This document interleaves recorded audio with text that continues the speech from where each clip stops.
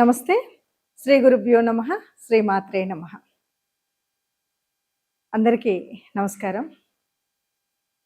మనం ప్రతి మాసం ప్రత్యేకించి మాస ఫలితాలు, పక్ష ఫలితాలు తెలుసుకుంటున్నాం.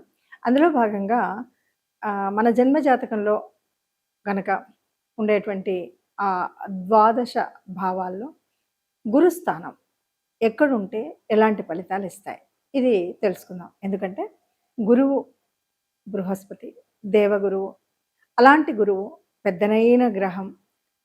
అలాంటి వాడు మనకు సహజంగా చెప్పేటువంటి మాట ఏంటంటే, ఎన్ని గ్రహాలు అంటే మనకున్నటువంటి నవగ్రహాల్లో మిగతా గ్రహాలన్నీ ఎక్కడో పాపస్థానంలోనో నీచ స్థానంలో ఇలా ఉన్నప్పటికీ గురువు ఒక్కడు సరిగ్గా ఉంటే అన్నీ సరిదిద్దుకుంటాడు అనేటువంటి ఒక సామెత ఉంది. అంటే గురువు గ్రహం ఒక్కటి మనకు దీవెనలు, గురుగ్రహపు దీవెనలు కనుక ఉన్నట్టయితే చక్కగా మనకి ఏ రకమైన దోషాలు ఉండకుండా ఉంటాయి అని తెలుస్తుంది. మరి అలాంటప్పుడు ఈ గురుగ్రహం యొక్క కారకత్వాలు ఏంటి, గురుగ్రహం ఎక్కడ అంటే దానివల్ల ఉపయోగాలు ఏంటి, మనకి ఏ రకంగా ఉంటుంది అంటే చెప్పాలి అంటే చాలా అత్యంత పవిత్రమైనటువంటి గ్రహం ఈ గురుగ్రహం అని చెప్తాం. ముఖ్యంగా విద్యకు అంటే కంటే కూడా జ్ఞానానికి ప్రతీక అని చెప్తాం. వేద విజ్ఞానానికి ప్రతీక అని చెప్తాం. పాండిత్యం బాగా వచ్చేటువంటి స్థితి అని చెప్తాం. అంతేకాదు గురువు అనేవాడు ఎప్పుడైనా సహజంగా నిజ జీవితంలో కూడా ఎలా ఉంటాడు, ఒకరికి మార్గదర్శనం చేస్తుంటాడు. సత్యం ఎటువైపు ఉంటే అటు ఉంటాడు, ధర్మం ఎటువైపు ఉంటే అలా ఉంటాడు కదా. అందువల్ల గురుగ్రహం యొక్క స్థితిని బట్టి మనకేం తెలుస్తుంది అంటే, గురువు ఎప్పుడూ కూడా సత్యాన్ని మాట్లాడిపిస్తాడు. ఇది మనకు కనిపించేటువంటి స్థితి. మరి సత్యాన్ని మాట్లాడిపిస్తాడు కదా, అట్లాగా ఇంకా ఏం చేస్తాడు గురుగ్రహం మనకు అంటే, ఎక్కువగా ఆయన అంటే గురుగ్రహం మంచిగా ఉన్నప్పుడు మనం చేసేటువంటి పనులు ఏంటంటే, ఒక దేవాలయాలు ఉన్నాయనుకోండి, దేవాలయాల కన్స్ట్రక్షన్స్ చేయడానికి తోడ్పడము, పునరుద్ధరణ చేయడము, లేదు యజ్ఞయాగాదులు చేయడము, లేదు మనం తీర్థయాత్రలకు వెళ్ళడము, అలాగే కావ్యాలు చదవడము, కావ్యాలు రచించడము, ఇలాంటివన్నీ కూడా ఎవరు చేస్తున్నారంటే గురువు మంచి స్థానంలో ఉన్నటువంటి వాళ్ళు. అంతేకాదు గురు కారకత్వాల్లో మనకు కనిపించేటివన్నీ కూడా ఇవన్నీ. అంతేకాకుండా గురువు అంటే భోజన ప్రియుడు, కాస్త వ్యాపకత్వంలో కూడా ఎక్కువగా ఉంటుంది. ఒళ్ళు అది కొంతకాలానికి వచ్చేటువంటి ఉంటాయి. ఇంకా గురువు కారకత్వాల్లో చెప్పాల్సి వచ్చేటువంటివి ఏంటంటే సభలు, సన్మానాలు. తర్వాత గురువు ఎప్పుడు కూడా పూజనీయుడు. ఎవరైనా సరే ఒక మర్యాద ఇస్తూ ఉంటారు. ధార్మికంగా సమాజంలో ఒక గొప్పనైన స్థితి ఉంటుంది. అట్లాగే గురువుకి దయ, దాక్షిణ్యం ఇవన్నీ ఉంటాయి. ఎక్కడైనా సరే ఎప్పుడైనా సరే కాలానుగుణంగా దైవ దర్శనాలు చేయడం, పరోపకార చింతన, ఇది చాలా ముఖ్యమైనటువంటి విషయం. తనకున్నా లేకపోయినా ఇంకొకరికి ఉపకారం చేయాలి అనేటువంటి స్థితి ఉంటుంది. తర్వాత ధర్మాన్ని కాపాడడం కోసం వెనకాడకుండా ఉంటారు. అలాగే 10 మందికి మంత్రోపదేశం చేయడం కానీ, విజ్ఞాన శాస్త్రాన్ని అందించడం కానీ ఇవన్నీ కనిపిస్తూ ఉంటాయి. ఇంకా వీళ్ళు కన్స్ట్రక్షన్ కానీ, డెవలప్మెంట్ కానీ ఇవన్నీ చేసేటప్పుడు భజన మంత్రాలు, కళ్యాణ మండపాలు ఇలాంటివి ఉంటాయి కదా, వీటిని చేయించడానికి ఉంటాయి. ఇంకా ఒక తండ్రికి, గురువుకి, ఇలాంటి వాళ్ళకి చాలా విలువ ఇవ్వడం, తండ్రికి చాలా గౌరవం ఇవ్వడం, ఇవన్నీ కూడా గురువు కారకత్వాలే అవుతాయి. ఇంకా పౌరోహిత్యం వహించే వాళ్ళు చాలా కూడా గురు కారకత్వంలో ఒకటి. తర్వాత ధర్మ సంస్థాపన, ఇది ఇంకా వేదాలు చదవడం, సంస్కృతం చదవడం, మాతృభాషకు విలువ ఇవ్వడం, ఇవన్నీ కూడా ఎక్కువగా కనిపిస్తాయి. ఇంకా హోమాలు, ఇంకా సమయస్ఫూర్తి బాగా కలిగిన వాళ్ళు ఈ గురువు మంచి స్థానంలో ఉన్న వాళ్ళు ఉంటారు. తర్వాత గురువు యొక్క ముఖ్య కారకత్వం వాక్. ఎవరితో మాట్లాడినా మనం మాట్లాడితే వాళ్ళు కాస్త అట్రాక్ట్ అవుతూ ఉంటారు, మన మాట వింటూ ఉంటారు, మన మాటని గురూపదేశంగా తలుస్తూ ఉంటారు. కాబట్టి ఇది ఒకటి. ఇంకా ఎక్కడైనా అవసరమైనప్పుడు మనల్ని మధ్యవర్తిగా పెడుతూ ఉంటారు. అంటే గురువు మన దాంట్లో కనుక మంచిగా ఉన్నట్టయితే ఆ గురువు పొజిషన్ బట్టి గురువుకుండే కారకత్వాల్లో ఒకటి అయినటువంటిది ఏంటంటే, అయ్యా మీరైతే కరెక్ట్ చెప్తారు, మీరు రండి మధ్యలో అని మనల్ని పిలుస్తూ ఉంటారనమాట. అన్నింటికీ ముఖ్యం ఏంటంటే ధనానికి కారకత్వం వహించేవాడు. ఇంకా చెప్పాలి అంటే ధనం ఏంటి అంటే సంతృప్తికి చాలా మూల కారణమైనటువంటి వాడు. ఓవరాల్గా చెప్పాలంటే పెద్ద గ్రహం గురుగ్రహం. ఇంకా ఒక తన స్థానం నుండి మళ్ళీ తిరిగి రావాలి అంటే ఎంత పడుతుంది అంటే 12 సంవత్సరాలు పడుతుంది. అందుకే మళ్ళీ ఆ స్థానం వచ్చేసరికి 12 సంవత్సరాలు మనం వింటూ ఉంటాం. గురుగ్రహం ఒక గ్రహం నుండి ఒక రాశి నుండి మరొక రాశికి మారుతూ ఉంటుంది కదా.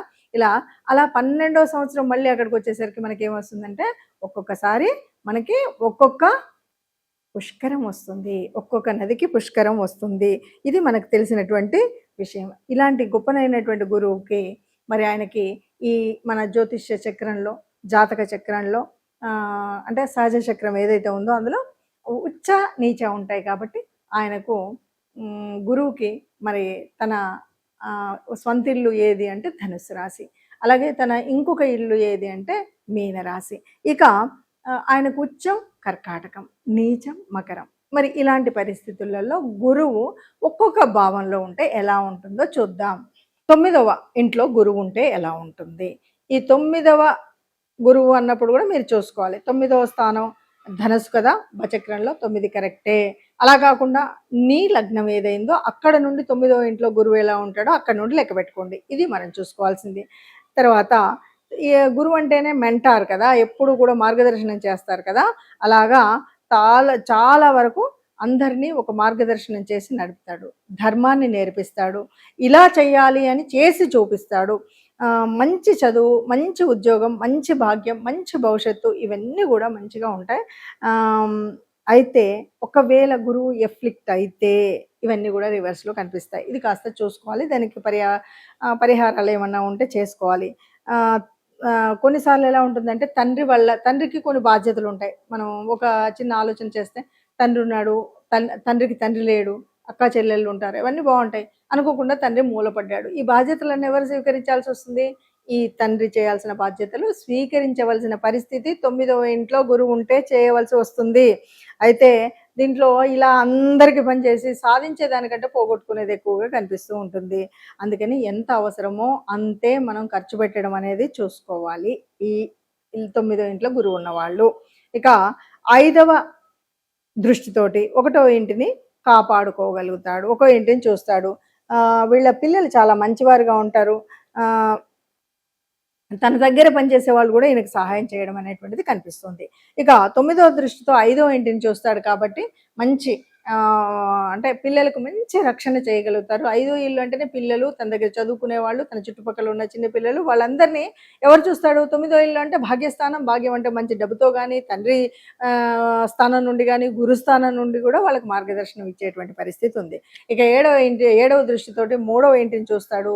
7వ దృష్టి అంటే వ్యాపారం కూడా, అలాగే భార్య. 3వ ఇల్లు అంటే కమ్యూనికేషన్స్, లేదా తమ్ముళ్ళు, చెల్లెలు. కొన్నిసార్లు మంచి కనుక ఉంటే తన తమ్ముళ్ళని, వాళ్ళని తన భార్య చూసేటువంటి అవకాశం ఉంటుంది. తన పార్ట్నర్స్ కూడా తనకంటే చిన్న వాళ్ళైనటువంటి తన తమ్ముళ్లకు చదువు కోసం డబ్బులు అవి సహాయం చేయగలిగేటువంటి స్థితి కూడా ఉంటుంది. మనం ఇప్పటి వరకు చెప్పుకున్నటువంటిది చూసాం కదా. అంటే గురు గ్రహం బాగుంటే ఇలా ఉంటాయి. మనం ఇప్పటి వరకు చెప్పినట్లు అన్నిట్లలో గురు ఉన్నాడు కాబట్టి చదువు వస్తుంది, గురువు ఈ స్థానంలో ఉన్నాడు కాబట్టి పెళ్ళి అవుతుంది, లేకపోతే అప్పులు తీరుతాయి, ఇలాంటివన్నీ మనం చెప్పుకుంటూ వచ్చాం. అంటే గురువు యొక్క గొప్పతనం ఏంటంటే అనేక తప్పులు ఉన్నప్పటికి కూడా అంటే మిగతా గ్రహాల యొక్క కారకత్వాలు సరిగ్గా లేకపోయినా, వాళ్ళు ఉండేటువంటి పొజిషన్ సరిగ్గా లేకపోయినా గురువు ఒక్కడు ఉపకరిస్తే ఇన్ని బాగుంటాయని చెప్పుకున్నాం. మరి ఇన్ని చెప్తున్నారు, మరి అందరికీ ఇలాగే ఉంటుంది కదా, ఎందుకు మాకు బాగాలేదు? ఇది ప్రశ్న దాదాపుగా వస్తుంది. అయితే ఇక్కడ మనం ఆలోచించాల్సింది ఏమిటి అంటే, మనకు కేవలం జన్మజాతకంలో ఉన్నటువంటిదే కాకుండా నవాంశలో ఎట్లా ఉంది. ఎందుకంటే ఇప్పుడు వివాహం, వ్యాపారం ఇలాంటివన్నీ కూడా మనం నవాంశలో చూస్తాం. నవాంశలో గురుస్థితి ఎలా ఉంది ఇది కూడా మనం చూసుకోవాల్సినటువంటిదే. కొన్నిసార్లు మనం చార్ట్స్ అన్నీ కూడా చూడాలి. కేవలము D1 D9 మాత్రమే కాకుండా D10 ఇలాంటి ఉద్యోగం అనుకో D10 చూడాలి. అలా చూసినప్పుడు మనకి ఇవన్నీ కూడా కోఇన్సిడెన్స్గా మనకు అన్నీ కూడా సింక్ అవుతే ఇది తప్పకుండా జరుగుతుంది. లేదు అన్నప్పుడు మనం ఎందుకు గురుగ్రహం వల్ల వచ్చేటువంటి ఫలితం మనకు ఎందుకు రాలేదు, ఇది గ్రహించినట్టయితే మనం కొంత పరిహారం చేసుకోవాలి. ఏం పరిహారం చేయాలి? పెద్దగా అక్కర్లేదు. మనకు నవగ్రహాలలో ఉన్నటువంటి గురుస్థుతి ఏదైతే ఉందో చేయండి చాలు. లేదు దక్షిణామూర్తి స్థుతి చేయండి సరిపోతుంది. ఇలాగా మనము దత్తాత్రేయుల వారి స్థుతి ఏదైనా చేయొచ్చు. మనం గురువుని నమ్ముకున్నాం. గురువుకి ఏ రోజు మంచిది? గురువారం మంచిది. అందరికీ తెలిసిందే కదా. బృహస్పతి వారం ఏది అంటే గురువారం. గురువారం రోజు మనం ఎంత నిష్టగా ఉండాలి. ఇంకా ఏం చేయొచ్చు అంటే గురువులు, పెద్దలు, తండ్రి ఇలాంటి వాళ్ళని ఏ రోజైనా ఎప్పుడైనా మనం మర్యాదపూర్వకంగా వాళ్ళతో మెలగడం అనేటువంటిది చాలా ముఖ్యం.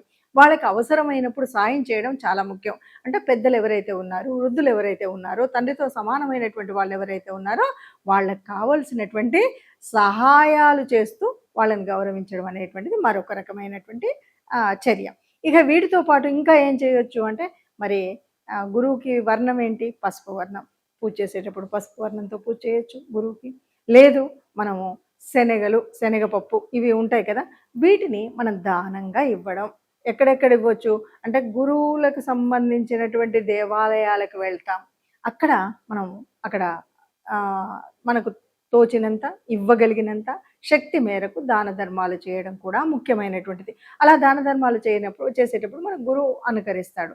కాబట్టి మనం ఏం చేయాలంటే రోజు గురు దక్షిణామూర్తికి సంబంధించినటువంటి ఓ శ్లోకం చదువుకోవడం, గురువారం రోజు నిష్ఠగా ఉండడం, వీటితో పాటు గురు సంబంధితమైనటువంటి దేవాలయాలకు వెళ్ళడం అనేటువంటిది చేసినట్టయితే మీకు ఏ రకమైన ఇబ్బంది ఉండదు. ఇవన్నీ ఏదో కొంత కన్ఫ్యూజన్గా ఉంది, ఏమీ లేదు అంటే ఇంకా ఒక ముఖ్యమైనటువంటి విషయం మనం చేయగలిగింది ఏంటంటే, మన వీధిలో వెళ్ళేటువంటి ఎవరైనా పెద్దవాళ్ళు ఉన్నారనుకోండి, తండ్రి వయసు ఉన్న వాళ్ళు ఉన్నారనుకోండి, లేదు మనకు పాఠం చెప్పినటువంటి గురువులే ఉన్నారనుకోండి, వాళ్ళని అప్పుడప్పుడు వెళ్ళి నమస్కరించి వాళ్లకు తోచినంత సాయం చేయండి, ఇవ్వగలిగినంత ఇవ్వండి.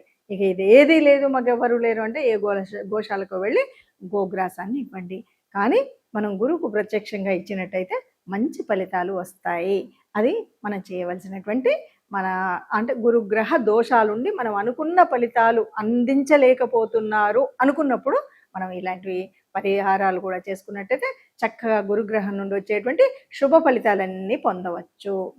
మనం ఇప్పుడు చెప్పుకుంటున్నటువంటిది ఏంటంటే, గురువు ఒక్కొక్క అంటే మొదటి భావం, రెండవ భావం అంటే మేషరాశి మనకు తెలిసినట్టుగా, వృషభ రాశి, మిథున రాశి ఇలా ఉంటే ఏంటి అన్న ఫలితాలు నేను చెప్తున్నాను. ఒకవేళ మీకు గురువు ఎక్కడున్నాడు అంటే, మీ లగ్నం మీకు 1వ స్థానం.